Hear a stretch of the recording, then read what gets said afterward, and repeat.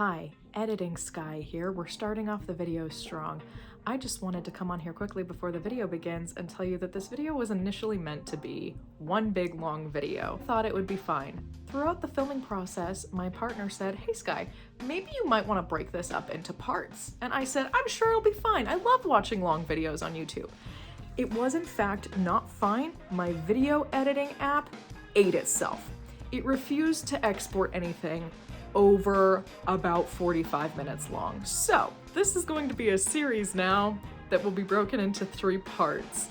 I hope you enjoy. I apologize if things seem a little disjointed. This was not filmed with the intent of being broken into parts. With that out of the way, let's officially let the video begin. Take it away past Sky. Hi, I'm Sky, and this is a Weston Wintertime project video. My Weston project starts next week, and I thought now would be a good time to sit down and reread and rewatch Weston. Over the next couple of days, I'm going to be reading the manga and then watching the episodes that correspond with the chapters that I read and kind of reviewing them, recapping them. And then at the end, I'm going to try my hardest to rank the episodes from my most to least favorite, which is going to be very difficult, if not impossible, because I love everything about this arc. This video is part of my Weston Wintertime project that I'm currently hosting this month. It mainly takes place on my Instagram, but this is the first year that I'm moving over to YouTube and trying to do more things here as well. If you want to know more about the project, I will link my explanation video here or in the description down below. Tonight, I'm going to be watching episodes 1 and 2, which means I'm going to be reading the corresponding chapters, which I believe is chapters 67 through 70. Tonight, I'm going to have Burden Blend's Deck Chair Dreaming. My best friend Victor sent me a autumn care package, and this was one of the teas that came in it. I have had this tea before, but it's been a long time, so I'm gonna go make this, and then we are going to read some Weston.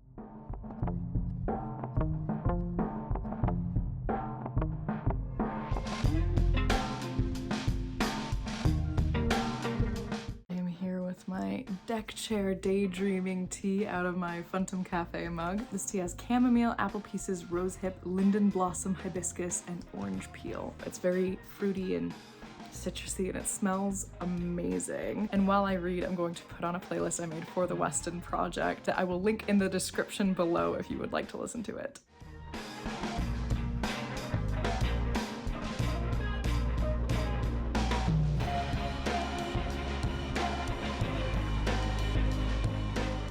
Love like all of these sparkly cutaways that they do for the P4, particularly for Redmond. It just lends itself so well to the anime, I think. And it reminds me a lot of like Ouran High School Host Club in these scenes in particular. They really did shot for shot this in the anime.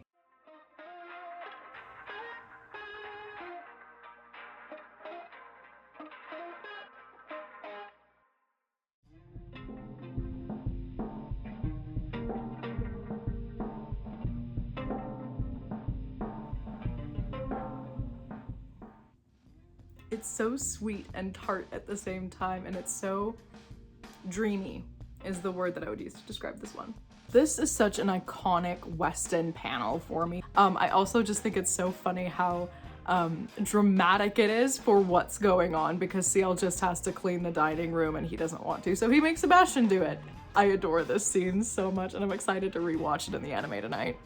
Another thing that I really love about this arc is that CL has to rely on different methods to get what he wants done in this arc, because as he just said, his peerage and wealth mean nothing in this place, and he has to deal with people who are his peers rather than people who are underestimating him, and it makes him change tactics quite a bit in this arc, and I really enjoy that aspect of it. I also love that they included this art in the episode. It is so loaded with symbolism, and it is so interesting to me, and it makes me so happy that they included this in the episode. The Weston line that I quote the most is right here in chapter 69. "I too am busy."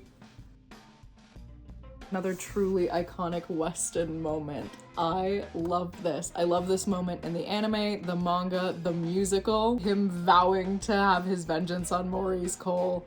It's one of my favorite scenes ever. Just forget how fast this flies by. I'm so excited to watch the first 2 episodes again tonight. I will probably recap them with my thoughts tomorrow morning, as it's going to be quite late by the time I'm done watching them. From what I can recall, the first couple of episodes are very, honestly, all of it is very true to the manga. I will probably see you tomorrow morning, and I will read the next couple of chapters and we'll recap episodes 1 and 2. This one I give a solid 4 out of 5 bitter rabbits. Definitely fit for a Phantom Hive Earl. As promised, I am here to recap episodes 1 and 2 of the Weston College arc, His Butler at School and His Butler in Disguise. It was really fun rewatching the first couple of episodes last night, and I got all excited all over again, just like I did when I watched it the first time. Let me go over my notes here. I love that Weston starts out with the stained glass and the scene where CL is being welcomed into the college.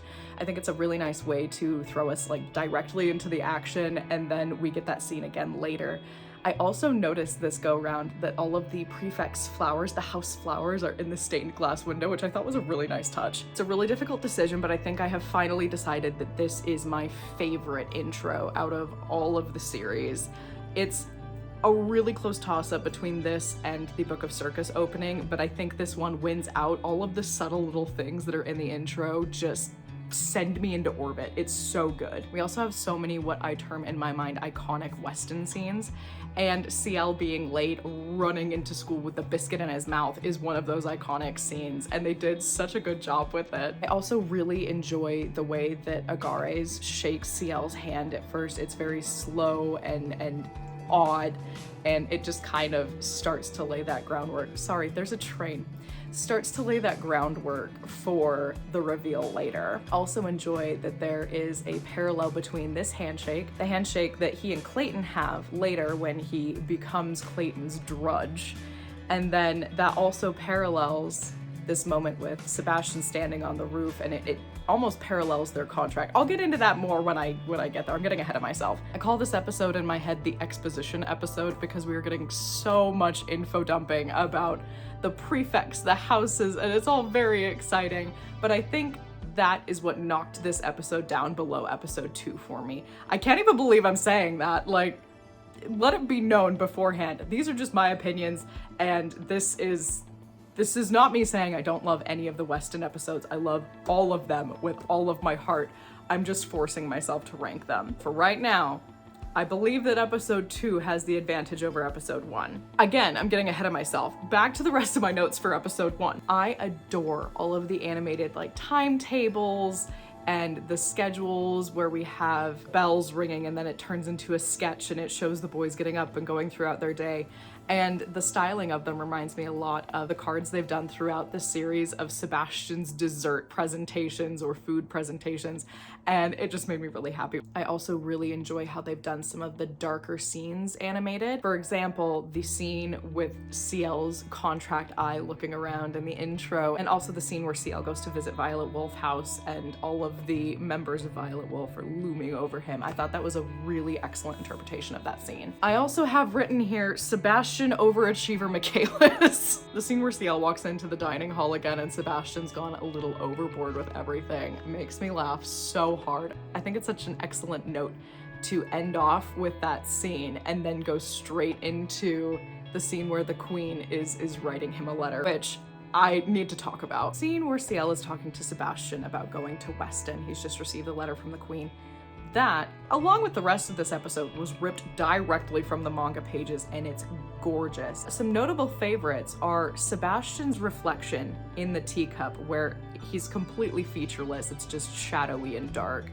I also love how he walks up and it's very like loomy and lurky, and to add on to that, when he stands up from putting the tea on the table, there is no other word for it than vile. It is so demonic in nature somehow, and they did a beautiful job capturing that, and I was losing my mind. I was just geeking out the entire way through the episode, even though I've seen it a million times by this point. I also adore the ending sequence. It's not my number one, The ending for Book of Circus will always be my number one, but this is a very close second. I love the depth that it adds to the story.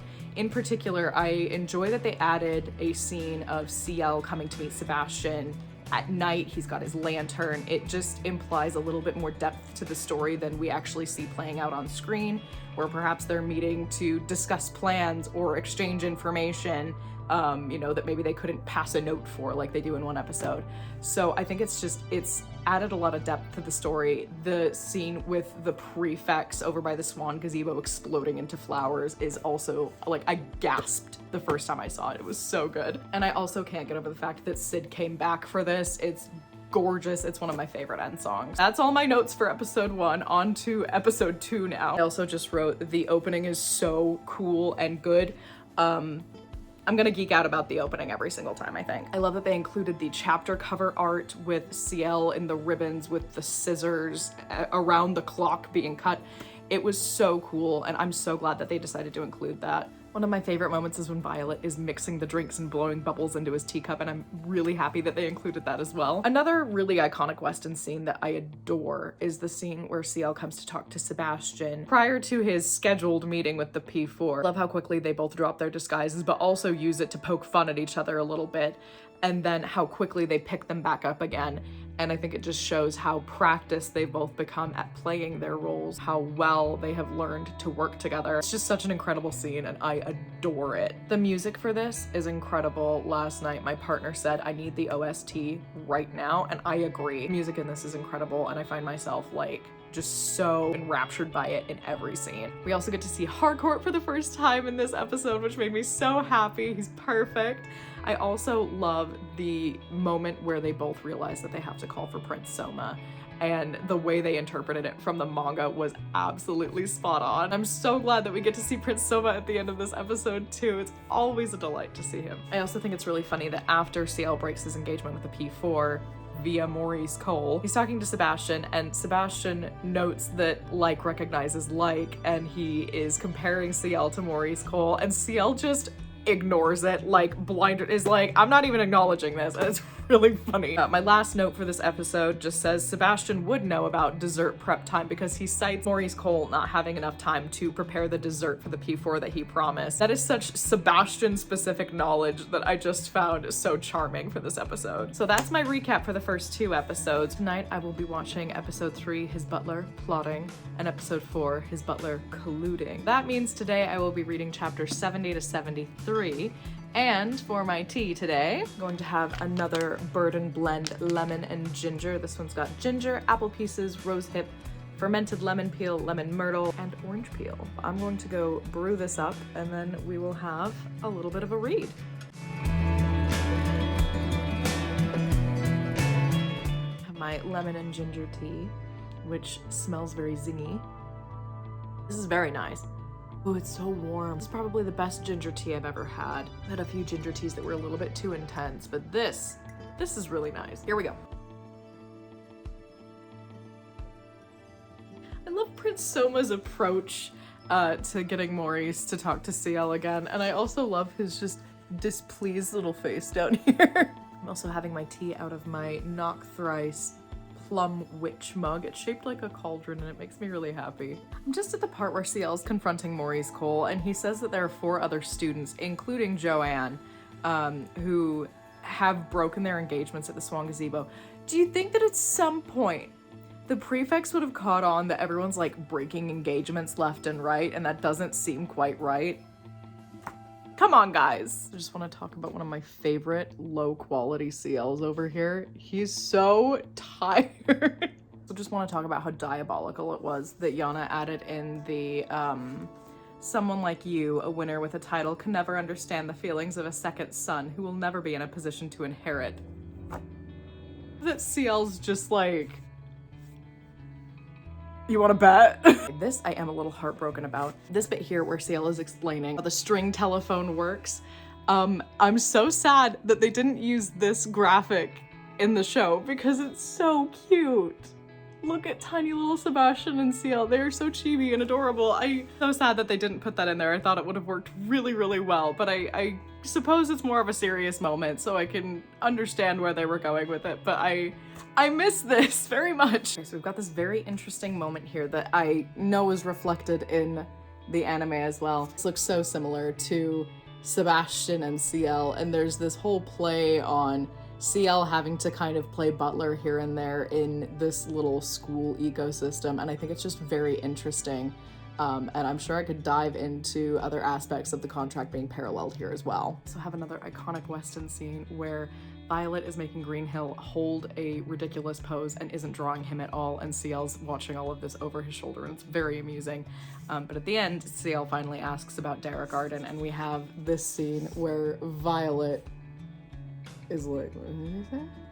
And I am really excited to watch this again tonight. It hits really hard seeing it in the anime, juxtaposed with how lighthearted the situation is everywhere else, but it's clear that the P4 are all having a moment where they're taken out of it, and it's very interesting. And then we've got the drawing of Ciel with the Jabberwocky here that I love so much. And I think this is the only drawing of Violet's that Ciel doesn't see. Another classic Weston scene that I love, where Ciel sneaks into the library at night to meet Sebastian and then has to hide in Sebastian's robe from Bluer. And then they sneak out through the library window to go commit arson. It's just a great time. I also love the slight change they made in the anime to this scene that I'm, again, excited to watch again. In the manga, Ciel throws the lantern, and for ages, I've said that I was very impressed that little Asthma Lung's Phantom Hive could throw the lantern that far across the lawn to break through the window, and I do think that adding in Sebastian kicking the lantern was a really nice touch. That's the end of chapter 73, and that's the last of my tea. I will see you in a bit with a recap of episodes 3 and 4.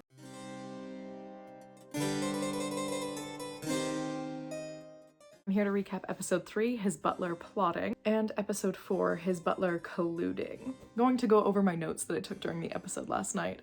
It was such a delight to see Prince Soma again. It feels like it's been ages, and Agni's brief appearance as Prince Soma is leaving for school. I also adore the scene that they added with Ciel when they are riding on the elephant and Prince Soma touches his finger to Ciel's and says he's his best friend. It was a very sweet moment, and Ciel's like, yes, my best friend. I also think it's funny that Sebastian is completely ignoring Ciel while he's having his outburst at Soma and pretending not to know him. It's hilarious. I also found it interesting that Prince Soma compares Maurice Cole to Ciel as well after he's been following Maurice around all day and pestering him, and he finally blows up on him. Seeing the confrontation scene between Maurice Cole and Ciel was so much more intense when it was animated. I knew how it was going to end going into it, but I still found myself holding my breath. That was a very intense scene. Just seeing Ciel's face when Maurice is going on and on about how Ciel doesn't understand what it's like to be a second son. I just wrote, Ciel looks so done. And Redmond is listening to what is going on with Maurice and Ciel, that he says, I never thought you would betray me as well, which is also kind of a hint towards where we're going with the Derek Arden arc and how similar Maurice and Derek were. I also loved seeing Sebastian from the top of the tower throwing the photographs in his butler livery again. Any chance he can get to be in the butler livery, he will take it. I also thought it was very interesting when Ciel is pledging to be Clayton's drudge. Sebastian is on the rooftop above while this exchange is happening, and Sebastian almost mirrors Ciel's movements. Sebastian bows his head, Ciel bows his head. It's very interesting. And again, like I mentioned earlier, just the parallels between that and the contract are very interesting. And how completely different they are, because I feel like Sebastian's contract, well, we know Sebastian's contract is so much more binding, and it almost feels like Ciel is kind of playing at that, like he's playing at being a regular kid at school. On to episode 4, his butler colluding. I love this episode. I love when Prince Soma stops Ciel and is like, you have friends now, you're smiling, this is great, and Ciel's just like, oh my gosh. So many moments in this episode that I just adore. All of the tea animations in this season make my brain so happy. They're so incredible. I know a couple of people don't like them. I love them. I think they're perfect. I also love all of the scenes where Sebastian and Ciel are talking together and they immediately drop their guises and they are just their usual selves, which to be fair, is also an act, and it's just this very interesting, intricate, complicated thing, and I love it. The entire swan gazebo scene where we are cutting from Violet's drawings to what's going on and CL's reactions to it lends itself so well to the anime. I just thought it was so much fun. I also love when CL's walking away from Macmillan and all of his friends and he just goes, I'm done with this place. I was laughing so hard. That one gets me every time. I also get the library scene where CL is followed to the library by Bluer in this episode, and I love the atmosphere. I've always loved that scene in the manga, but in the anime, seeing it in color and so dark and mysterious was incredible. Then the scene that they altered a little bit where CL throws the lantern and Sebastian kicks it was incredible. I remember watching it for the first time and my jaw just dropping, and I'm still stunned by it every time. It's such an excellent change, and I remember going in going, oh, I hope they don't change anything, but that 10 out of 10 change, guys. Today I will be watching episodes 5 and 6, his butler gaining admittance and his butler scheming, which means that I will be reading chapters 74 to 77 today. And then for my tea today, I am having Baby Spice from Bird and Blend. Victor sent this one to me too as well as part of my autumn care package, and I love this.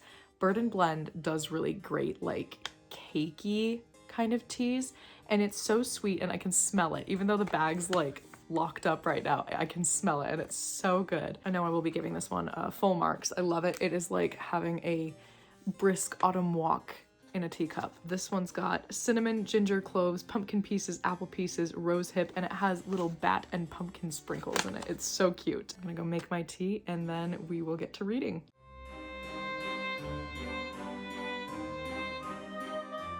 Okay, I have my Baby Spice tea in my black Butler mug. It's so reflective you can't really tell, but it's got CL and Sebastian walking around the town and some moon and stars up there. We're gonna finish up volume 16. This tea is so autumnal and sweet, and it just feels like taking a brisk autumn walk, except it's warm. Okay, here we go. Also, love this cover art. This is probably one of my favorite chapter cover arts in the entire arc.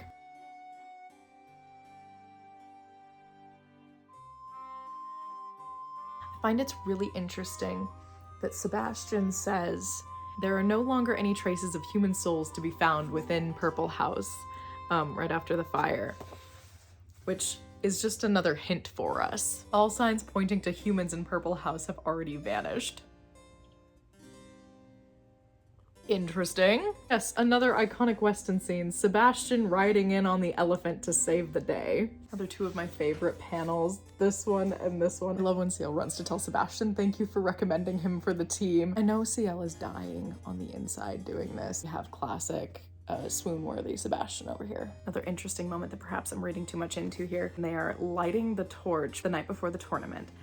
They all say, we the players, in accordance with the great tradition of Weston College, shall fight fair and square until the very end. This we solemnly do swear. This just ties into everything that happened with Derek, because Derek was not fighting fair. And so they perhaps took a moment to not fight fair and do what they did. One of my favorite lines in the entire arc, when they're talking about the Miracle of Sapphires and talking about how Vincent was an excellent game strategist, and CL says, the Miracle of Sapphires, what a joke. I don't believe in miracles, so I'll snatch up the victory by force. And I think that encompasses CL's entire attitude in one statement, and I think it's brilliant. So love how much research Yana does for the arcs, and it just makes it feel really special and really detailed and in-depth. And I know she's on a hiatus right now doing more research for the potential ending of the manga right now, and it's really exciting. After Sebastian switches the pies over at Red House's table, that he offers some to Tanaka, and Tanaka says, surely partaking of this will not give me an upset stomach. And then he just says, I'm looking forward to another Miracle of Sapphires. I love that Tanaka is so willing to just glaze over and ignore everything, but I suppose he's used to it after hanging around Vincent for so long. Maybe this is one of my favorite chapter cover arts. They're all just so good in this arc. I love the orchestra of owls behind Sebastian. This is just such a strong piece of art, and I would love to have this framed. I want to see this in full color. Okay, so I have a funny story. I'm at the part where they're playing the Radetzky March to help time their swings, And I remember a couple of weeks before the Weston anime was announced, my partner and I were at a rock shop downtown, and we came out of the shop and we had been talking about the Weston arc, and we walked out into the parking lot, and for some reason, the Walgreens across the street was like blasting music externally. We could hear it outside of the store, and they were playing the Radetzky March. And I said, maybe it's a sign that we'll get Weston. I actually think I have a clip of that happening. And we were just like, that's odd. They're playing the Radetzky March, Which was played at the concert we just went to. and it's what they play in Weston. Yep. At the cricket match. Where is this coming from?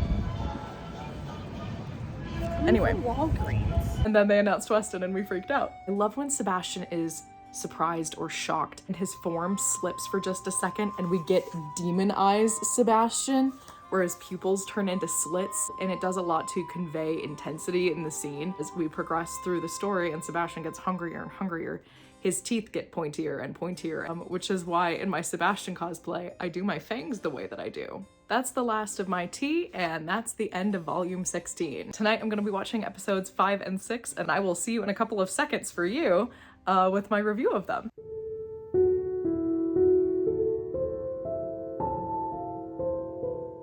Here is my recap / notes from episode 5 and 6 that I watched last night. Starting off with his butler gaining admittance. I think one of my favorite moments from this episode is when Sebastian and Ciel are sitting in the tree watching Purple House burn, and Sebastian's eyes change to demon eyes again so he can search for Derek and the others. And I love the way that they have animated the eyes in this season. They're all just so beautiful. The music continues to impress me throughout. It's so excellent at adding to the story. And sometimes I almost have to like pay attention to it because it blends into everything so well that it's this seamless fusion of the animation and the music, and it's gorgeous. The moment where Ciel runs to tell Sebastian thank you for recommending him for the team is even more hilarious animated.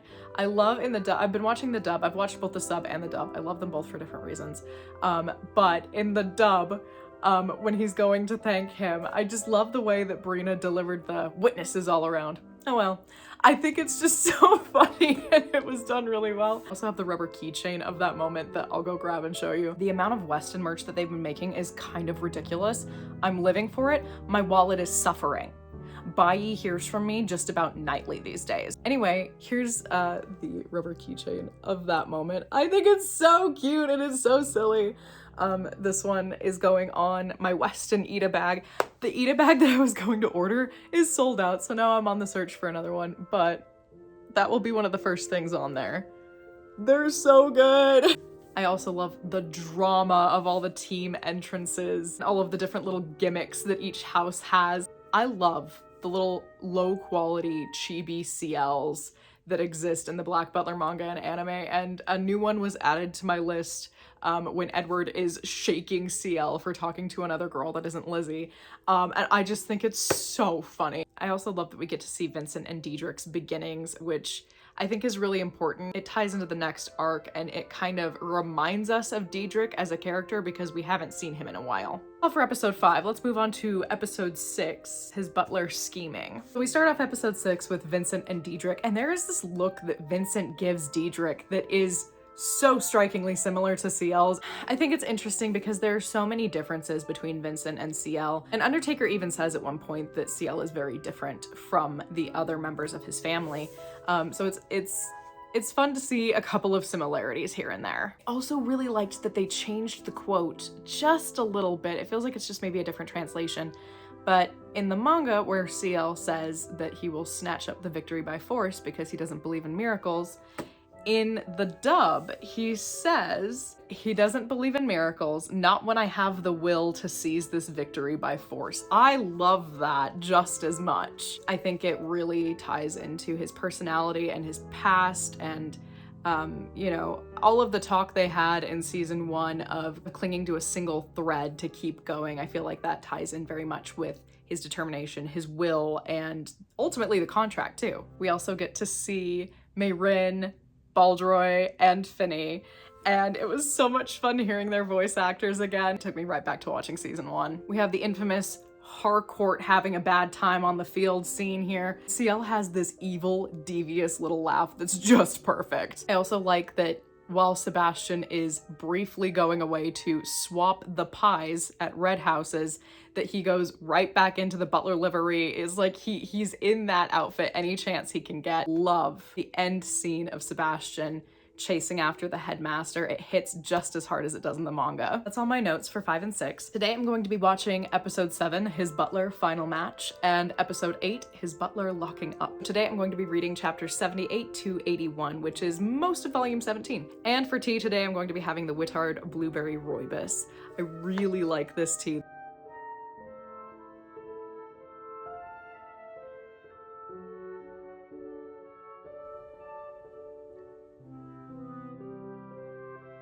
Of course, we have Sebastian's sneaky ploy with Lau to distract Red House, which works. I forgot the reason it doesn't work on Blue House is because everyone wears glasses and they all have poor vision. I love this really intense moment that we're in right now where Blue House is struggling against Green House, and then Sebastian also catches up with the headmaster and he vanishes. And so it's this very coming to a head moment for both stories that are happening right now. Like, I don't give Greenhill enough credit as a character.